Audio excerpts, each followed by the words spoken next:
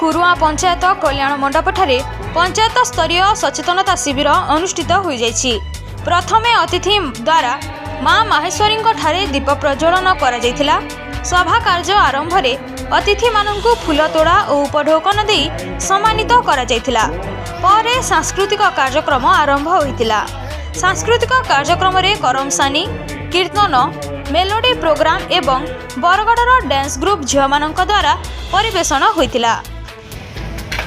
अतिथि माननक द्वारा प्रथमे ओडिशा सरकारक लक्ष्मी बस योजनार कुरुआ पंचायत रे बस स्टैंड रे लक्ष्मी बस सह उद्घाटित करा जाइतिला। सेहीपरि पातरपाली मर्धापड़ा ठारे मुख्यमंत्री बासगृह उद्घाटन करा जाइतिला। कुरुआ उमा माहेश्वरी उच्च विद्यालयर कोठरी उन्नतीकरणर शुभ उद्घाटन करथिले। एही कार्यक्रम रे मुख्य अतिथि भावे बरगड़ विधायिका देवेश आचार्य, सम्मानित अतिथि बरगड़ ब्लॉक अध्यक्ष नलिनी पांडे, उपाध्यक्ष उमेश पंडा, सरपंच पुष्पांजलि कलता, पूर्वतन अध्यक्ष मंजुलता पटना, रिगन साहू, सरपंच तालश्रीगिड़ा, राधेश्याम महापात्र समिति सभ्य उपस्थित थिले। कुरुआ पंचायत जीपीएल सभानेत्री आज आम कुरुआ पंचायत रे आम ओडिशा नवीन ओडिशा प्रोग्राम होचे।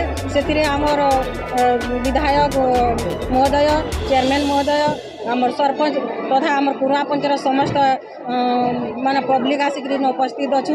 एसएचजी माँ मैंने अच्छु समस्त उपस्थित अच्छु। मुई पूर्वतन ब्लॉक अध्यक्ष श्रीमती मंजू पंडा और ब्लॉक रे 27टा जीपी रे बहुत बढ़िया काम होइचे। माननीय मुख्यमंत्री को आम अशेष धन्यवाद दौचु। माननीय बड़गड़ विधायक देवेश आचार्य को आम बहुत धन्यवाद दौचु। आज आपण मैंने देखुवे केते संख्यार माँ मैंने उपस्थित अच्छा। ये जना पड़ुचे माननीय मुख्यमंत्री से माँ मान को आगे रखिक मिशन शक्ति जरिया आमको साहस देचन।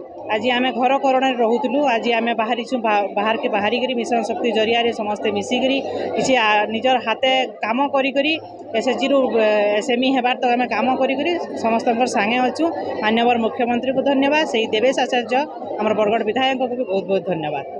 आज कुरुआ ग्राम पंचायत रे आम ओडिशा नवीन ओडिशा जेन पंचायत स्तरीय सचेतनता शिविर अनुष्ठित होचे। से कार्यक्रम रे मुझे निजको शामिल होकर गर्वित अनुभव करुचे। आप जानीछन आम राज्य सरकार माननीय मुख्यमंत्री श्रीयुक्त नवीन पट्टनायक विशेषकर विगत 24 वर्ष भितर एवं विगत 5 वर्ष भितर ये अंचल ग्राम पंचायत काण उन्नतिमूलक कार्यक्रम करिछन एवं समग्र भाव में बरगड़ निर्वाचन मंडली रे एवं बरगड़ जिले में जेन विभिन्न उन्नयनमूलक कार्यक्रम कराई से संपर्क में एवं विभिन्न जेन योजना गुड़ाक कराई हिताधिकारी माने ठीक भाव में पाउछन कि नहीं पाउछन से संपर्क में सचेतनता शिविर कार्यक्रम आयोजित होइछे। एवं आगामी दिन में आम क्या योजना करमा जद्वारा कि आम अंचल आहरी उन्नति हो पार्बा। आज शिक्षा क्षेत्र में 5T रूपांतरीकरण हो, हाईस्कूल हो कि कॉलेज हो, आज गमनागमन क्षेत्र में बरगड़ कुरुआ रास्ता हो कि तंकर विभिन्न जेन मुख्यमंत्री सड़क योजना रास्ता गुड़ाक हो, माचनपाली रास्ता हो कि 1 डिग्रा रास्ता हो, विभिन्न केनाल रास्तार उन्नतीकरण हो, विभिन्न केनाल जेन आम उन्नतीकरण करूँ से संपर्क में साधारण लोक सचेतन करवा लगी कार्यक्रम जेन विजु स्वास्थ्य कल्याण योजना साधारण लोक उपकृत होजन कि आगामी दिन में जेन मैंने नवीन कार्ड पाए से केन्दा उपकृत हे से संपर्क में एवं जेन विगत दिन में 500 टंकार 1000 टंका के भत्ता के वृद्धि कराई कि प्रत्येक एसएचजी माँ मान को 1000 टंका हो कि राशन कार्ड रे जेन 1000 टंका दिया हो से संपर्क में साधारण लोक सचेतन करवा लगी ये कार्यक्रम एवं आम संपूर्ण रूप से आशावादी साधारण लोकंर जेन भल पाइबाटा रही है नवीन पट्टनायक प्रति विजु जनता दल सरकार प्रति जेन से भल पाइबाटे आहरी सुदृढ़ करमा ये अंचल निश्चित भाव में गोटे जुगान्तकारी ऐतिहासिक समावेश होगा जाऊे बरगढ़ कोनापाली ठारे।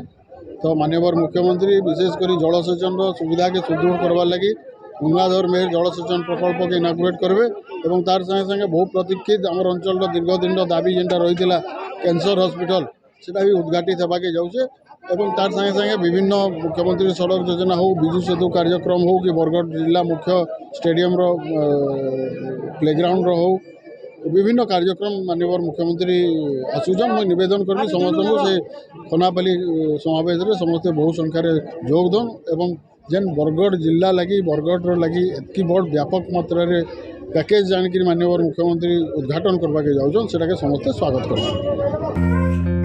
आमर चैनल को जदि सब्सक्राइब करि नाहंती ताकू सब्सक्राइब, लाइक और शेयर करि नियंतु एवं बेल आइकन को दबाई दियंतु ताहेले अंचलर समस्या और गुरुत्वपूर्ण भिन्न भिन्न खबर आपण माने देखि परिबे।